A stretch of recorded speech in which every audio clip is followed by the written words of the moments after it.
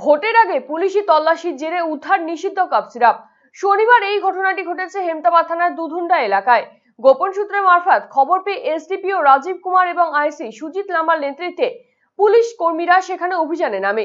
দুটো অটো থেকে প্রায় 1000 বোতল নিষিদ্ধ কাপ সিরাপ উদ্ধার করা হয়। যদিও এই ঘটনায় কাউকেই আটক করতে পারেনি পুলিশ। কাপ সিরাপ এবং অটোটি বাজেয়াপ্ত করা হয়েছে। পুরো ঘটনা তদন্ত শুরু করেছে পুলিশ। পুলিশই এই তৎপরতায় খুশি সাধারণ মানুষ। আজকে পাওয়া গেল ওই যে ফ্যান্সি জলের বোতল পাওয়া গেল অটোতে, এটুকুই দেখলাম। কত বোতল ছিল? বোতল ছিল 1000 পিস। কি মানে কোথায় যাচ্ছিল, কিসে ছিল? গাড়িতে দেখলাম ওর দুটো অটোতে ছিল, যাচ্ছিল কালিগঞ্জের দিকে। ঠিক আছে, এখানে কোনোভাবে ধরা পড়ে যায়, তারপরে পুলিশ আসে তদন্ত করে দেখে যে ফ্যান্সি কাপ সিরাপ আছে। এটা অবৈধ আছে না? এটা অবৈধ। কোথায় যাচ্ছিল? কোনো কারবার চলছে এলাকায়? এটা বলতে পারবো না, নিশ্চয়ই কিছু আছে, না হলে পুলিশ আসবে।